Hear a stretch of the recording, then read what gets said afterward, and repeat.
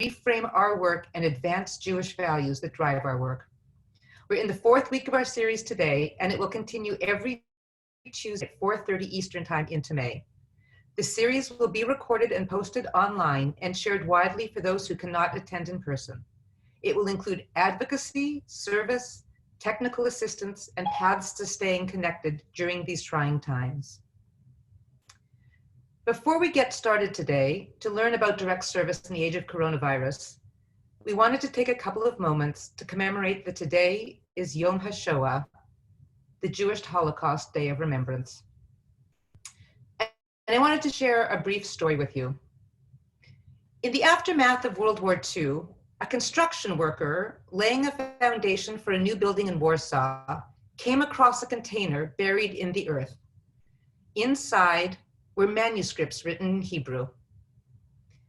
In this almost miraculous finding were the writings and sermons of Rabbi Kalonymus Kalman Shapira, one of the great luminary Hasidic figures of the 20th century in Poland.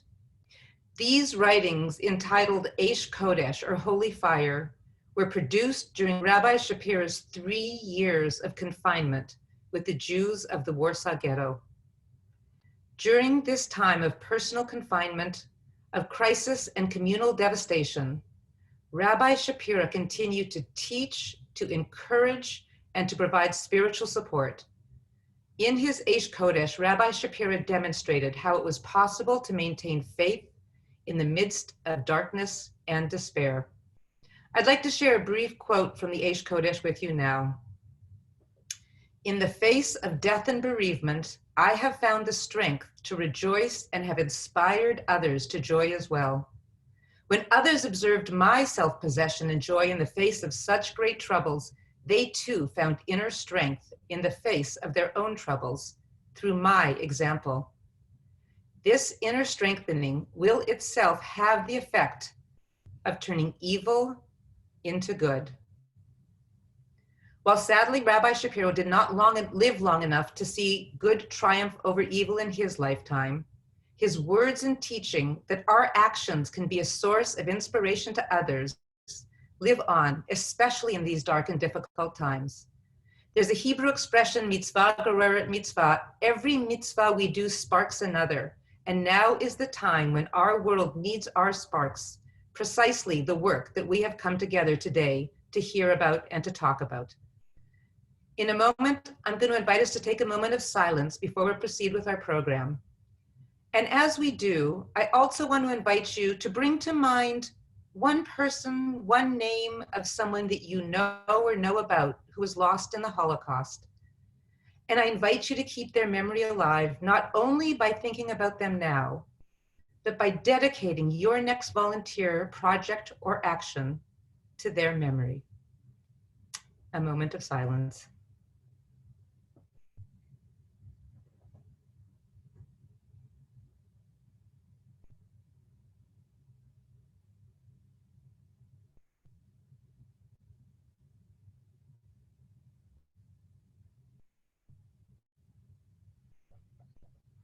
We have 3 really incredible speakers for you today, and we're excited to introduce you to them.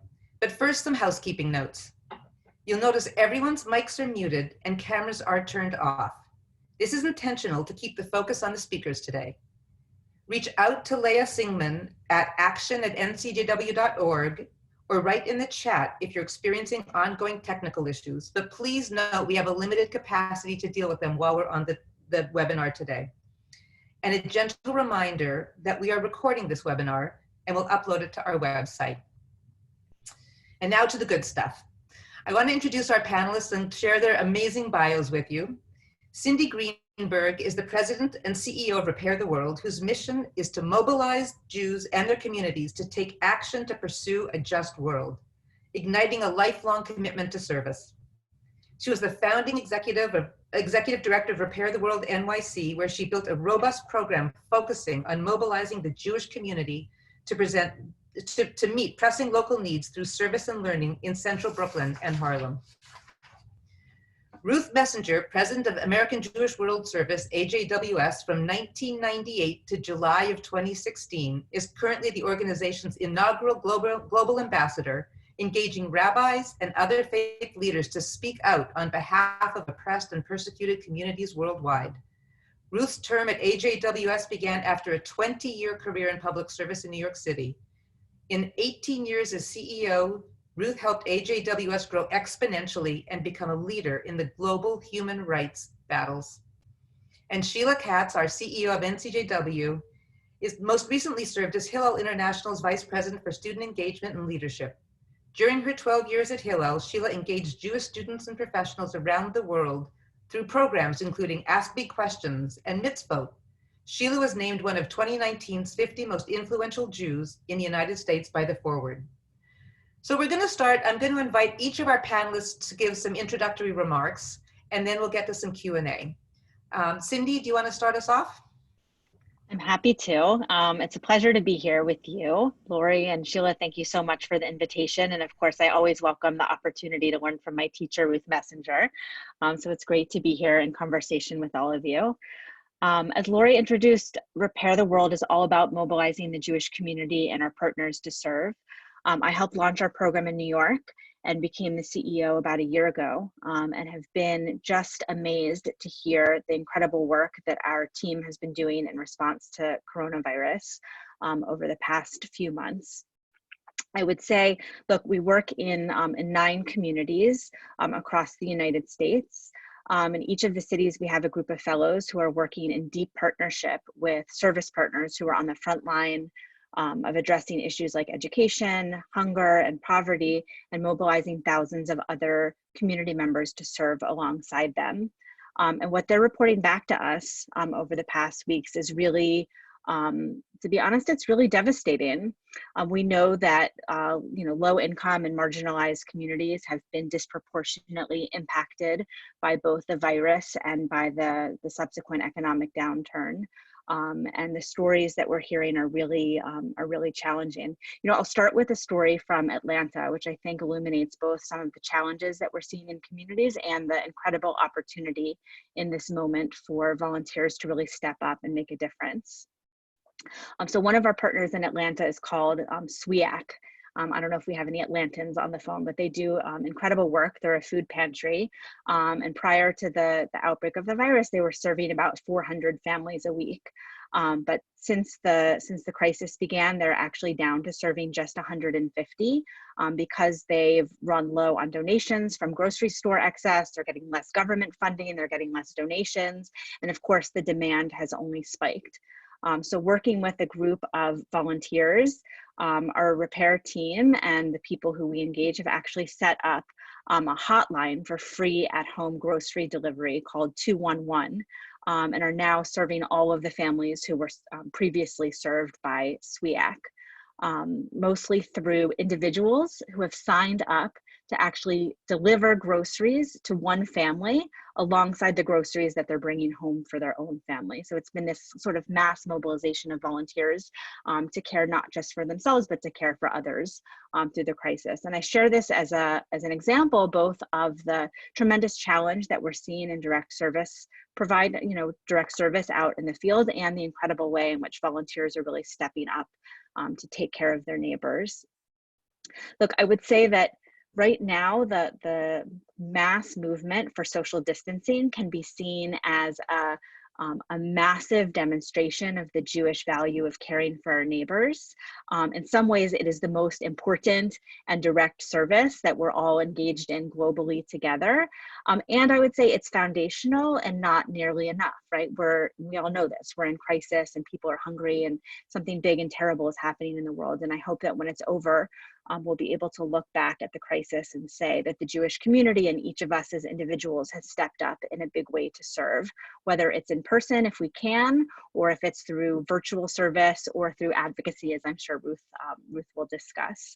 And of course, we'll dig more into opportunities for both virtual and in-person service. I have a million ideas, and I really hope that we'll walk away from this conversation with each of you having a next action step that you can take to be of help, because I think think at the core of who we are as Jews and who we are as humans. What we want in this moment is obviously to make sure that the people who we're closest to and who are part of our families are safe, but we also want to be contributing in such a significant way to society and the world. So we're going to dig into how we can do that. Amazing, Cindy, thank you. Ruth, do you want to share a few remarks? Ruth, you're on mute.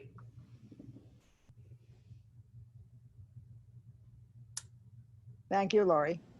So first of all, it's a delight to be here. Cindy, thank you for those great remarks. I did a lot of work with Cindy when she was Repair the World New York.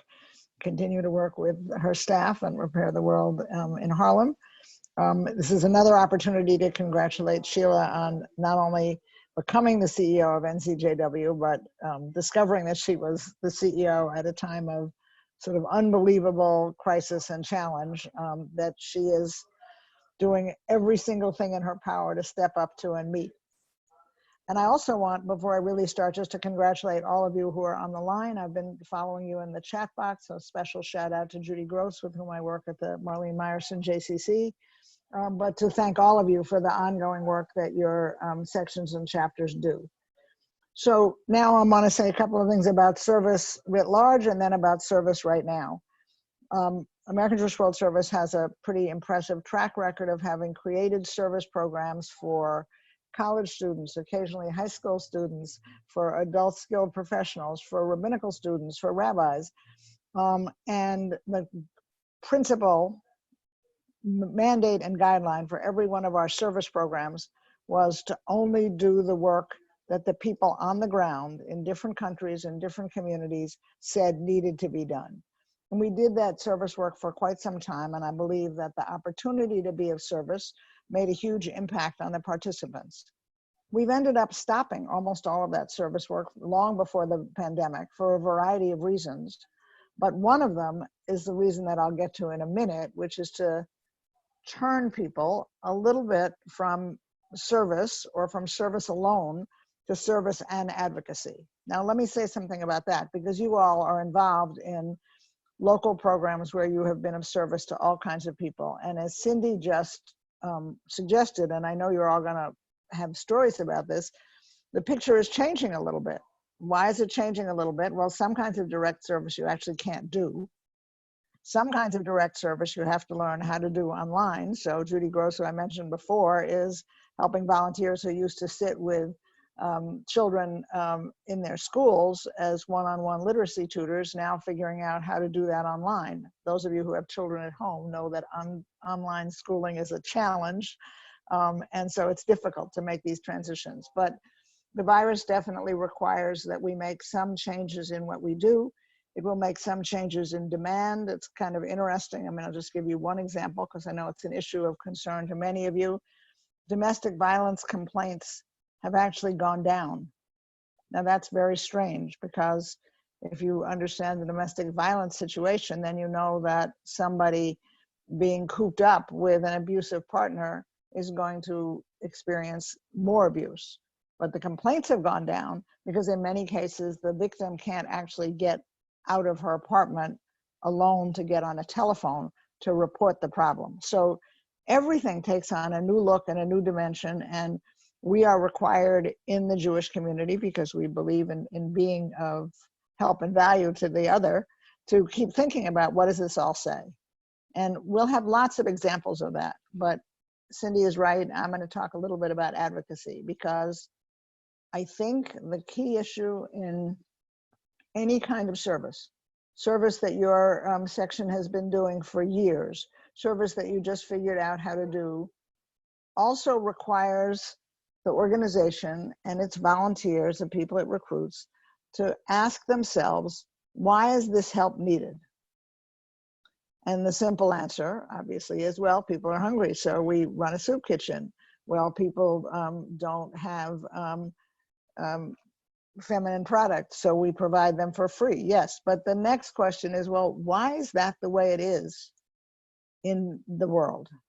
Now, we can talk later on, Lori, if you want, about where American Jewish World Service works globally and what's happening there. But I'm just talking about in the United States. The articles have begun to appear as if it was a surprise, and I'm saying that carefully because it shouldn't be a surprise. But some people are saying, oh, well, the one thing about this pandemic is it hits everybody equally. But actually, folks, look at the numbers. It doesn't hit everybody equally.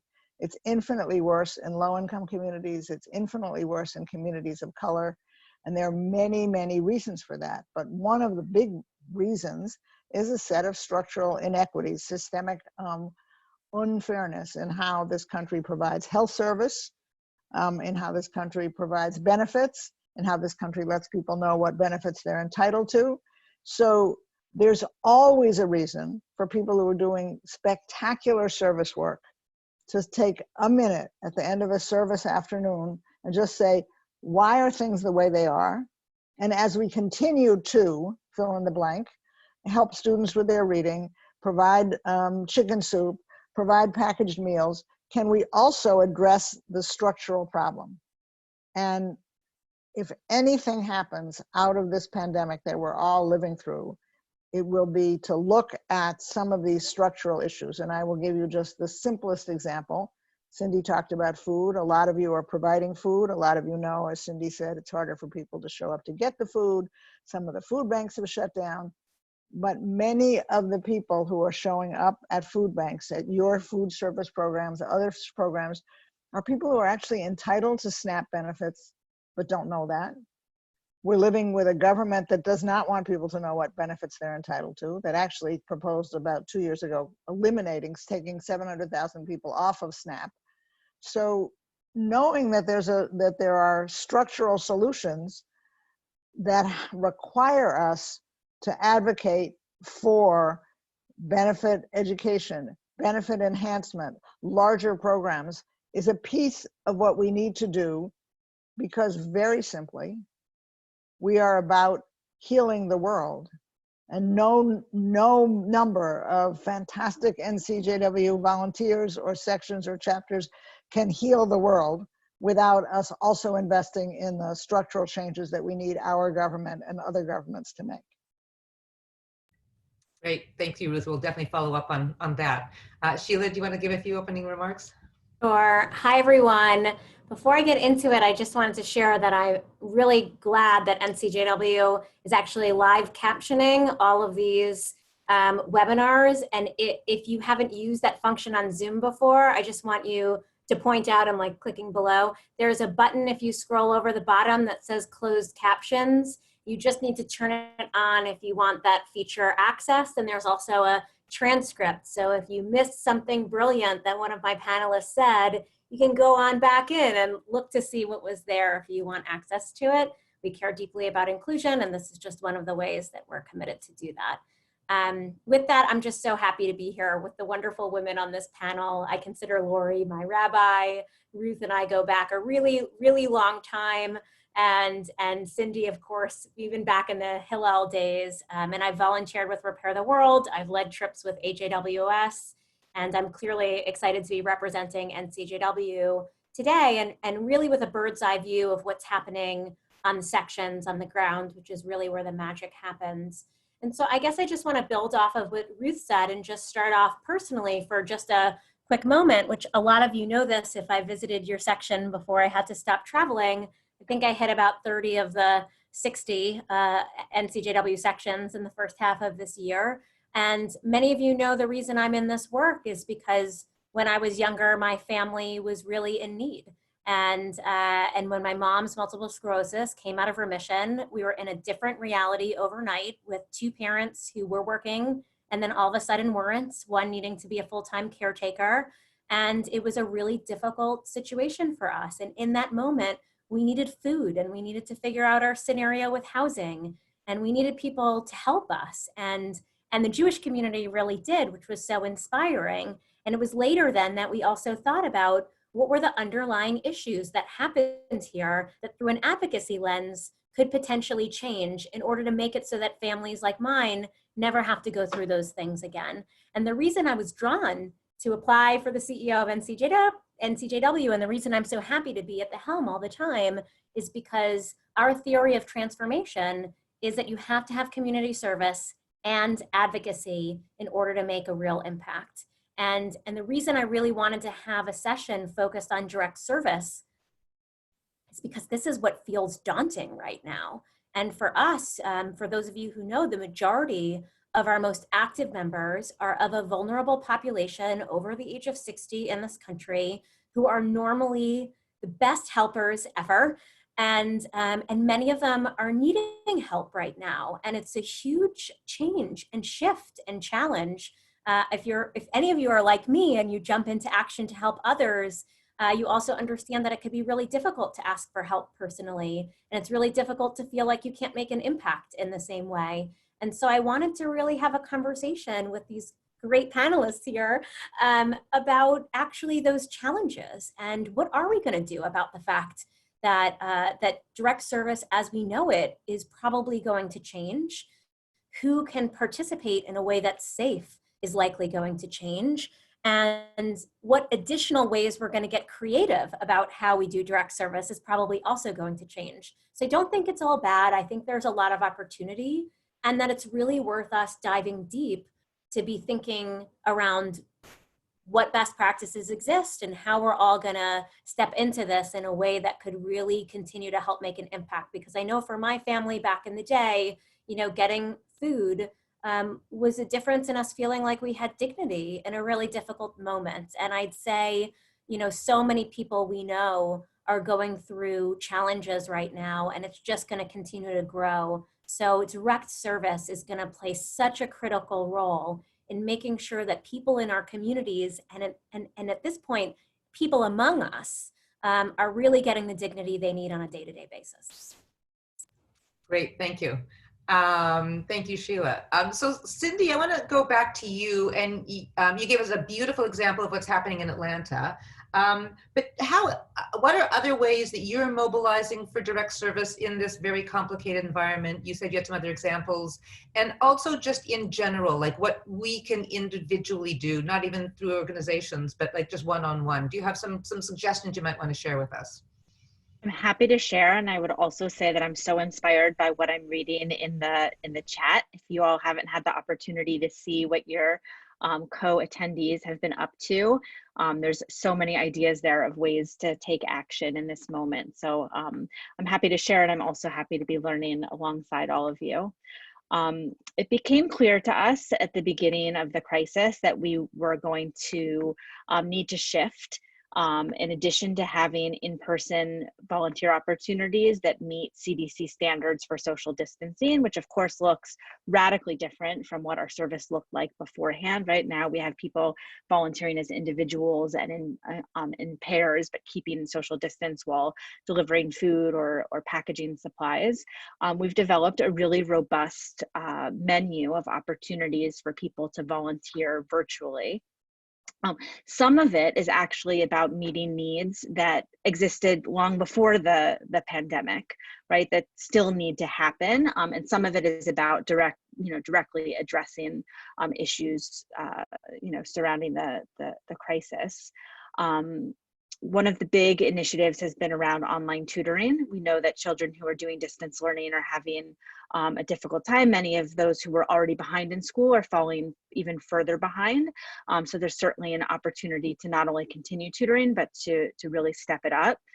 We've been seeing volunteers virtually doing check-in calls, both with food pantry clients to make sure that they have access to the supplies they need, and also to isolated seniors. Now we know, I think, what Sheila raised is so important, the question of dignity and how we continue to maintain dignity in this moment is a challenge for us. One really creative example I heard of this was around calls to isolated seniors who we knew were not going to want to get calls just to check in to make sure that they're okay, because they're not people who perceive themselves as vulnerable, right? We talk about now, suddenly people who are over 60 are part of a vulnerable population, even though, of course, many of them don't see themselves that way. So we've created actually an oral history project where younger people can call people over 60 to hear their life stories, and part of the conversation is also checking in to make sure they have the food supplies and support that they need. We're also now offering projects for families. We think it's very important to be engaging children in supporting calls and support to seniors, and also in making cards for healthcare workers, really as an opportunity not just to do the actual service work, but to introduce them to the idea of being of service, and to talk to them about some of the structural inequities, and make them aware of their responsibility to care for the world. I think most significantly, the piece that I really want to share with you is that whatever professional skills you have can be used right now for virtual volunteering to support nonprofits out in the world. And I would definitely refer you to catchafire.org. And in a minute, I'll put it into the chat. But it's an incredible resource for nonprofits all across the world that invites, they basically invite volunteers who have professional skills to do pro bono consulting projects for the nonprofits. And I think in this moment where we know so many nonprofits are going to be slashing their budgets, are going to have reduced human capacity, this is an incredible moment to actually take your professional skills and use them to benefit a nonprofit that's doing important work in the community. I would add that Repair soon is going to be offering a Jewish version of Catch a Fire that specifically engages the Jewish community in the service and provides important Jewish learning resources alongside the opportunities. And one more idea I have, and then I'll turn it back to you, Lori, is that for those of you who aren't able to serve in person, I think this is also a wonderful opportunity to open up a conversation with your younger family members, your children, your grandchildren, about the importance of service, to communicate that you're doing virtual service and that you really encourage them if they're physically well and able to be doing some service in person, and to sort of use this as a moment to pass that torch and really challenge younger people to be deeply engaged in service. Great, thank you, Cindy. And Cindy's right, there are tremendous suggestions in the chat box. I just want to remind everybody, we're going to send an email to all the participants on this call afterwards, and we're going to collect some of these suggestions and send them out to you as well. So you don't need to sort of furiously be writing them down. We will be collecting them for you as well. Ruth or Sheila, did you want to add anything to what Cindy just offered? Okay. I think Ruth, you're on mute. Ruth, you're on mute still. Unmuted. Perfect. I would just say that those are very important examples. There are people who want to offer their professional skills, and there are people now in almost every organization, certainly with NCJW and some of the area chapters, thinking about how to switch things to Zoom. And for example, if you're tutoring and then you start tutoring on Zoom, there are new skills that you need, and there are ways you need to learn how to do it. And the good news is we have people in Jewish organizations helping people to do that. I want to take this moment to say something about the advocacy issues, because I just want you to take a look at it. I don't want to get into Sheila won't let me get into a political argument of any kind, but on the first round of the stimulus release from the federal government, huge dollars released to save major industries, which of course need saving, and then to try to allocate money for small businesses and not-for-profits. But I'm going to tell you that almost every place you live, the small businesses that make up your neighborhood and your community didn't yet get helped. A few of them did.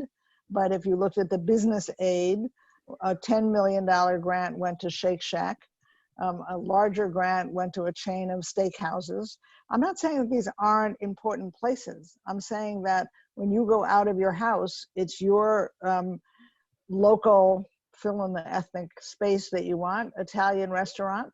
It's your local organization that's doing really good interfaith work. It's something that you have been giving to for years because you like their vision. Those are all organizations that need help. And part of the advocacy that NCJW will be encouraging is to be sure that the coming stimulus packages help all of those people. A huge number of us, yes, people are writing that Shake Shack gave back the money, but that's because there was a threat of a boycott. So that's a piece of direct action, and it worked very, very well. There are other places that haven't yet given, yes, Jody just said that, after lots of protesting. So these are all examples, but again, this virus is going to expose what needs to be done. What do we need our governments to do? What can you imagine? I mean, I'm sorry to say this, but we're going to have, it's clear we're going to have future health crises. And look at how badly virtually every city and state, as well as the federal government, was in being prepared for this. So what are the things that we want to encourage our governments and our government leaders to do? And I really want Lori mostly to pick up on the last thing that Cindy said about sort of educating your grandchildren, and say that from my mind, that goes dramatically to the question of advocacy for change, and a particular place that it goes where I know that NCJW has long been concerned, but where I hope every section will be working, is on voting. You know, folks, whatever else is on your mind, you had to have paid attention to what happened with Wisconsin. Okay, today they announced that 7 people in Milwaukee who were on voting lines for 2 hours have now tested positive. So people literally risk their lives in some cases to stand in line to vote. But every effort was being made to deny people the time to vote, the place to vote, the way to vote. And if that happened in Wisconsin when the spotlight of the country was on it, you can be sure that it's going to be happening in the states where all of you are located throughout the United States. And a whole piece of easy, and let me emphasize this really loudly, nonpartisan advocacy can occur is on trying to promote voting rights, trying to be sure that it's easier to vote absentee, looking to ask legislators to support national vote by mail activity. These all are things that make a huge difference. And these are things, in addition to hoping that you will do them, that you should be educating your grandchildren about, because they should not ever be in a situation in which they have to choose between literally risking getting sick as opposed to exercising the right to vote.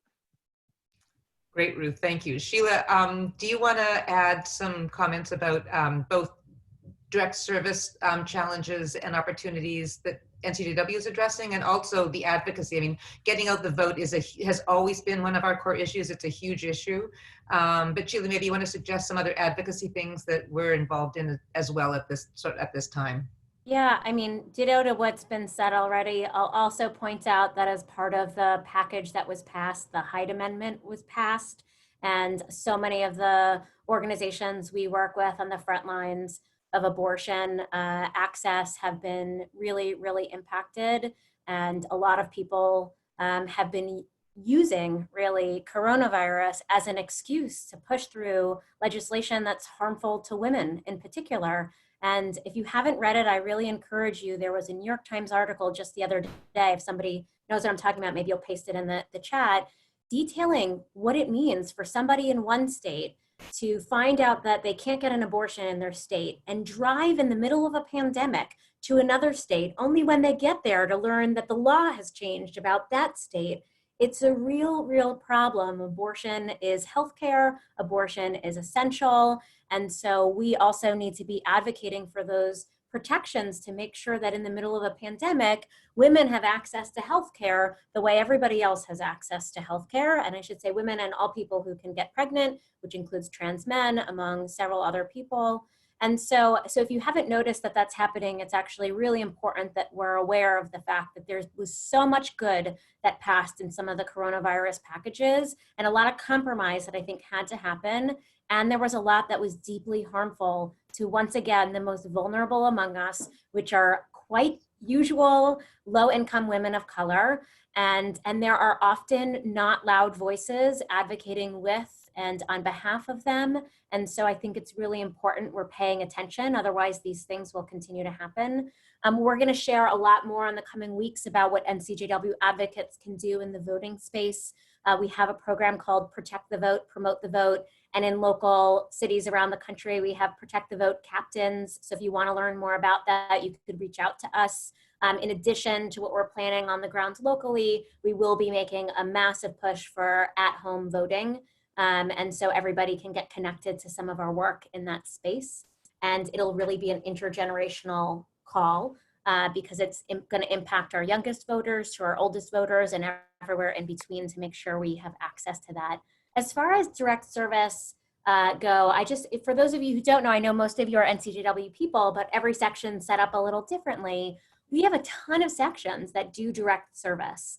And it ranges from whether it be back to school stores, which is one of our most popular programs that we do over the summer for backpacks and materials for low-income students to make sure they have what they need for school. We have thrift stores. I think we're known for them in many ways, which used to be a funding model for the whole organization. And now they're located in particular regions of the country. Oftentimes our thrift stores are free for people of particular backgrounds and socioeconomic status to be able to shop in, and then other people with more means can pay. And so there's a variety of setups around the country.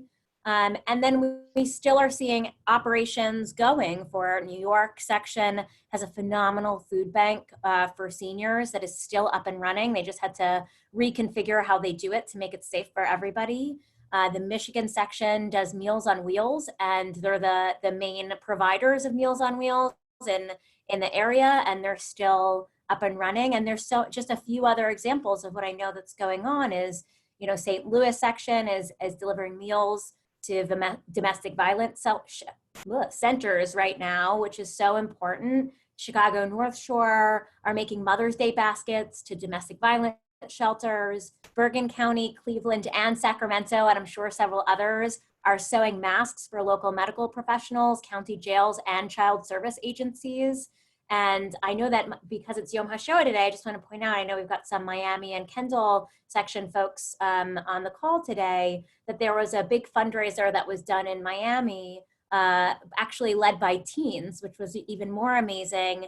And the money from it has gone to help give out food in the area. And so many of them went to Holocaust survivors to make sure that they have the food they need. So there's a lot of work that's continuing to happen and can continue to happen. One of the adjustments we've seen, which is fascinating, is a call for people's younger children or grandchildren to actually be helping with the delivery of services or to step up in a particular way since they're less vulnerable. And it's been really interesting. We've always been an intergenerational movement, but this is a pretty spectacular moment. I don't want to say peer pressure, but if my grandmother asked me to do something, I'm going to do it, and vice versa. And so it's a really big opportunity to pass down traditions of what it means to actually show up and help, and to make sure our extended family and friends and those less vulnerable in general are able to fill in gaps where others can't. And for those who are going to engage, just to make sure that they're being safe, wearing masks, gloves, etc. So there's a lot that's still happening, and the exciting, I'd say, shift that I've seen is a lot of younger people understanding that there's a sense of responsibility for them to show up. And because schools closed, at least colleges, there's a lot of folks who actually don't have responsibilities during the day and have a little bit more time than they would otherwise. So put the peer pressure on and get people to volunteer in the ways that you need. That's great. And people are writing in with fantastic examples for each other things that you might try. Somebody asked about how to set up tutoring. Hopefully Judy will be in touch with that person because she's really a spectacular expert on it. I saw that somebody posted that it takes a long time to get to 100% vote by mail. The answer is, of course it does, and we're not going to be there by November. But that's different from having the option for the largest possible number of people to vote by mail. And one of the ways to make that happen is to have some of the stimulus money go to states for their voting systems, also something that's been proposed. So NCJW will tell you each and all of these things, but it's important to lobby right now on access to voting, ending voter suppression, the capacity to vote by mail, and the importance of always asking the question, why is this service needed? Great, thank you, Ruth.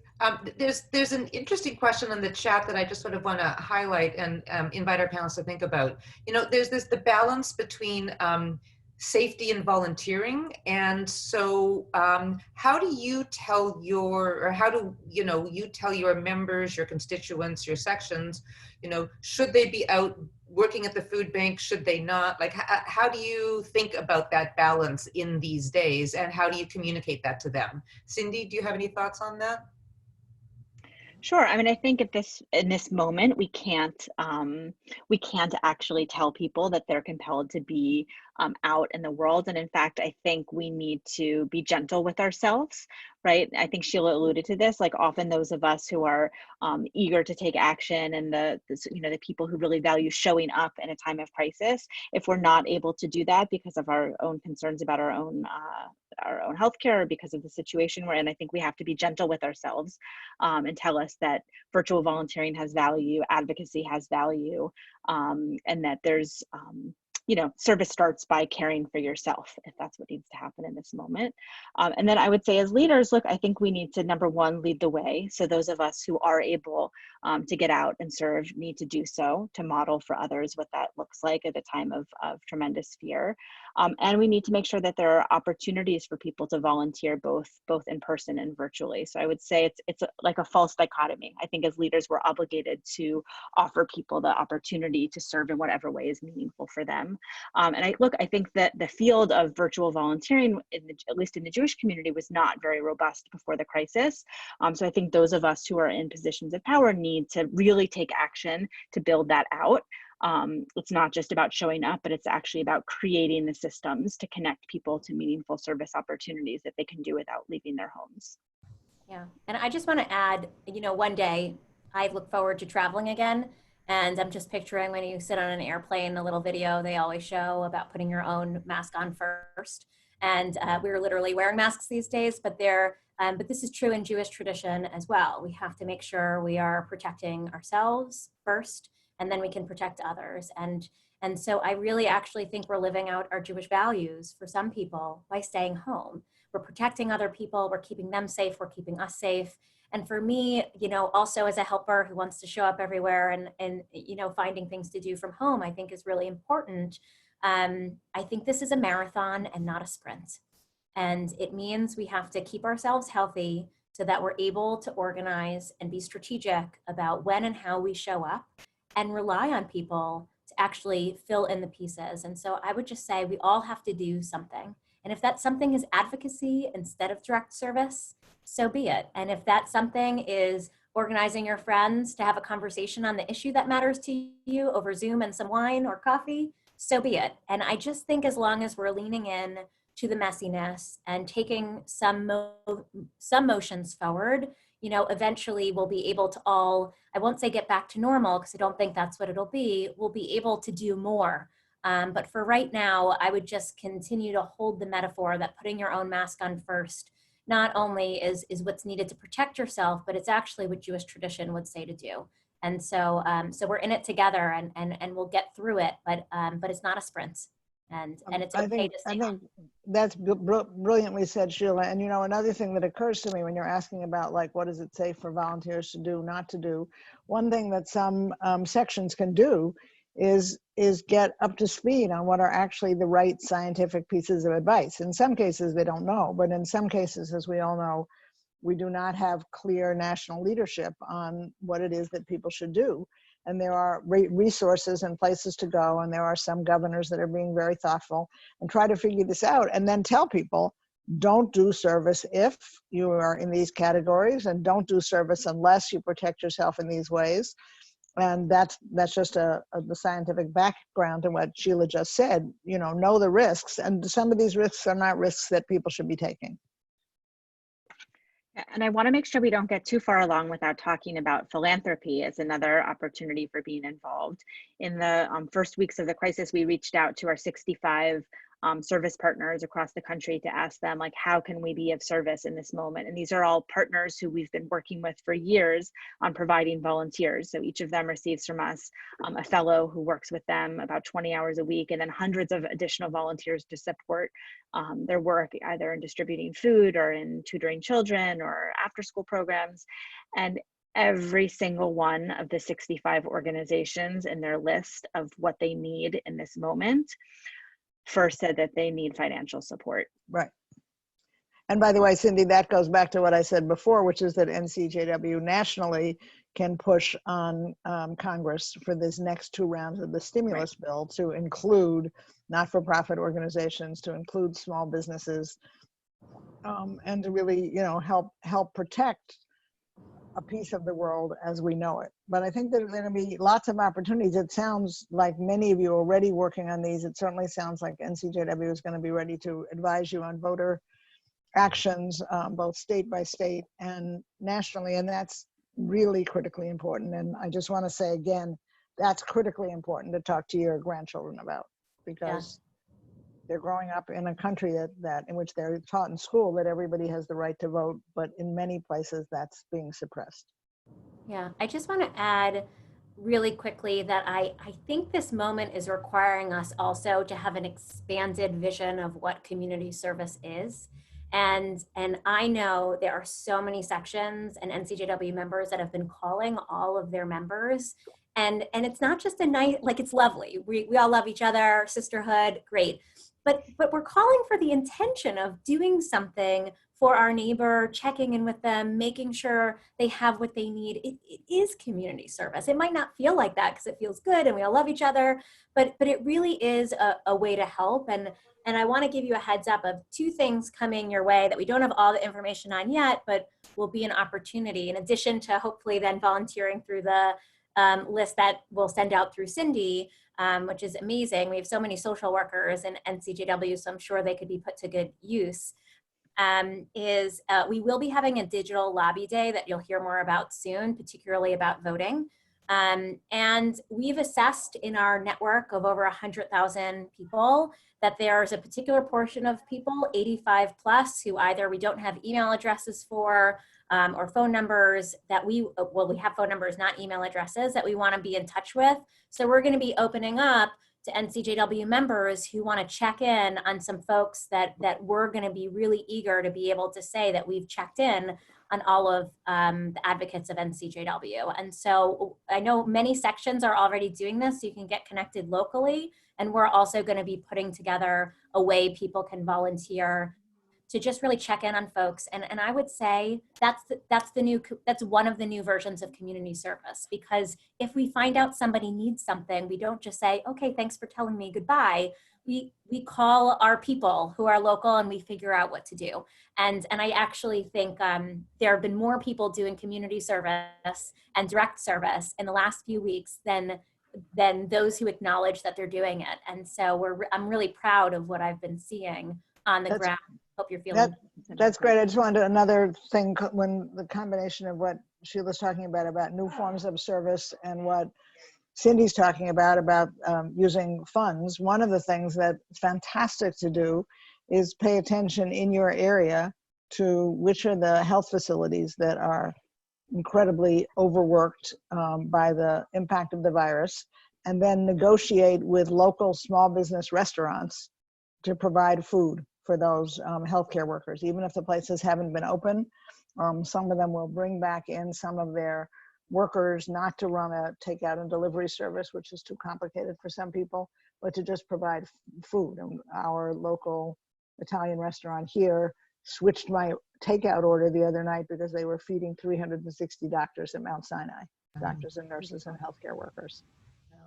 So I immediately gave them money for that, but some of them are doing it on their own. But it would be great to find out if people are doing it on their own, or if they would do it if you raised a small amount of money, And this is different than a soup kitchen, which has to worry about do people get to eat all the time. This is just to relieve some of the pressure on the healthcare workers who are working like 24/7. Amazing. There's so many beautiful suggestions. And one of the things that is so inspiring in this call is to hear how out of crisis opportunities have arisen, and how everybody's getting more creative. And so as Sheila was talking about, as you've all been talking about, in a way, this could be a more expansive way of doing community service, giving people more ideas, more opportunities in lots of different ways, virtually and others.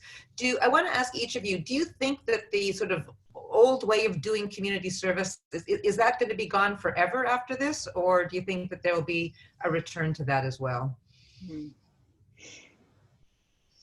I don't see any reason why it'll be lost forever. But I do think that we're all still, for understandable reasons, I'm talking about myself as well, not up to speed as to how long this is actually going to last and what it's going to be like to come back. And, it might be that like you'd live in an area in which suddenly your governor says, okay, everything is okay. But if you have any like shred of intelligence and anxiety, which most of us have, you might not want to be the first person to fill in the blank, go to a crowded movie theater, get on the subway, or start doing, food distribution, a foot from everybody who comes. So people are going to have to make their own decisions as to what is safe, how is it safe, are we all going to be required to continue to wear masks, and is that for 3 months or for a year or for the rest of our lives? I think a lot of this is unclear, but I want to reiterate that I live with the anxiety that things come back to normal, quote unquote, and it may not be normal, it may be a new normal, but if we are still running a system in which the next time that there's a health crisis, people of color and poor people are going to be hit worse, and from my point of view, people in the rest of the world are going to die because they live in countries with not only no health infrastructure, but in some cases no soap, then that's a piece of our ongoing responsibility and concern. I want to invite each of you to have a few minutes to close up, and also to maybe answer the question, like, if there's one piece of advice that you want everybody to leave with today, I know it's hard to narrow it down to one, what that might be. Cindy, I keep picking on you to go first, but do you want to go first again? I'm happy to. I would say for my closing remarks, I would share a story of my colleague Melissa, who organizes service projects for us in the Chicago area. And a couple of weeks ago, she hosted a Zoom Shabbat dinner. And at that dinner, in addition to gathering and sharing, beautiful ritual with her friends and with her network, they took a few minutes out of the Shabbat ritual to review a resource that's actually available on our website. That's a letter to neighbors that basically says, "Hi, I'm your neighbor," and gives people the opportunity to introduce themselves, and just offers them as a resource should their neighbors need anything. And it's sort of building on this idea that Sheila had about our role in service to our networks. We also, I think, have a role to share in caring for our actual neighbors, right? Like we talk in Judaism about caring for our neighbors in sort of like the big expansive way, but I think this is a moment that we also really have the opportunity to care for our actual neighbors in our building or on our block. And so they reviewed the documents, and each of them printed them up and signed them. And once they concluded the dinner, each of them went out and slipped the notes under the doors of their neighbors. And I think it's a beautiful story of taking action in a time where we can feel frozen. I think my bit of advice would be that the general wisdom is that when faced with a crisis, right, we talk about people either having a fight response, a flight response, or a freeze response. And I would propose for all of us that there can be a fourth option, which is to do good, right, and to take action. And so pick something and do it. And I would just say I wish you all tremendous success, and I'm happy to be your partner in service. Thank you for those totally inspirational remarks. Ruth, hard to follow Cindy, but I know you can. I would certainly underscore what Cindy just said. So let me take it from the small to the large. First of all, in terms of your own behaviors, absolutely. Reach out to people. I've heard from people who know me from all over the country because they got a mandate or a message from their synagogue that said, call an older person that you know to be sure they're okay. And it turns out I'm the oldest person a lot of people know, but it shows that people really are caring. And in my apartment building, where nobody ever talks to anybody except the people that we set up a group of volunteers who are shopping for neighbors. And that's gone very smoothly, and that's very discreet and small, and it's a piece of what each of us can do. On the larger level, I would say a couple of things. First of all, I think if I had to name the one character trait that's going to be most required of each of us on this call and of the different sections, it's resilience. This is a time where we don't know a lot of the pieces of the future, and if we are organizations that follow Jewish values and we're committed to try to be of service to others and to do our part to help heal the world, we have to be flexible and resilient and creative. And I would emphasize resilience. And then I will say what I always say, which is there is always an advocacy action to be taken It's not as rewarding as giving somebody a bowl of chicken soup, but when it works, it makes a huge difference. And in New York State, as Cindy knows, we did a huge effort, I don't know, it's 2.5 years ago, 3 years ago, in terms of both elections and a program regarding voting in our state Senate. And we got through 6 or 7 changes in the first week that the state Senate reconvened. And that's made a difference on an ongoing basis for all kinds of pieces of state legislation. And finally, I will tell you that globally, you can check the American Jewish World Service website, but in countries where, as I said, there's no health infrastructure, there's sometimes no clean water, there's sometimes no soap, we are supporting groups that are doing public education, that are doing outreach, that are standing against their governments to warn people of the dangers, that are protecting populations that are being unfairly blamed for the virus. And it's always possible to make a difference and push for some degree of legislative change that will allow each of us to do our part to heal the world. Great. Sheila. Great.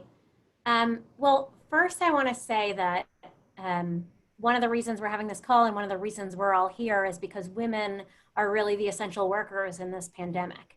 And according to the New York Times, women make up nearly 9 out of 10 nurses and nursing assistants, most respiratory therapists, a majority of pharmacists, and an overwhelming majority of pharmacy aides and technicians. And more than 2/3 of workers at grocery store checkouts and fast food counters are women. And women are also the holders of most low wage or hourly jobs, usually without access to healthcare, sick days, family leave, despite being the default caregiver. So like as an example, restaurant workers, 55% of the restaurant industry are women, and most of them don't have access to paid leave. And it's really important that we pay attention to this because history has shown after some of these types of disasters around the world that men's wages return to normal, but women's wages usually don't bounce back. And so if things were good before for people, they're likely difficult now. And if things were difficult before for people, they're likely disastrous now, which is why it's so important that we have people working on the ground, helping with direct service and with advocacy. This is going to be a long-term challenge that we're working to address. And so my advice is that NCJW is known for firsts, right? We were the first and only NGO at Ellis Island. We were the first group to create birth control centers that turned into Planned Parenthood. We created HIPPY, the Child Services program. And I think we're in a moment right now where someone and some group of people will emerge from this, having figured out the right way to take action on the ground. And there's no reason it can't be each of you. And so I think part of this is experimenting to make sure we're all doing something to see what sticks and what works so that we can continue it and to share our successes with each other, to learn from it. And I'll close with one of my favorite quotes I have in my office from a social justice warrior named Ruth Messenger. Ruth once said in a speech I heard, "We cannot retreat to the convenience of being overwhelmed."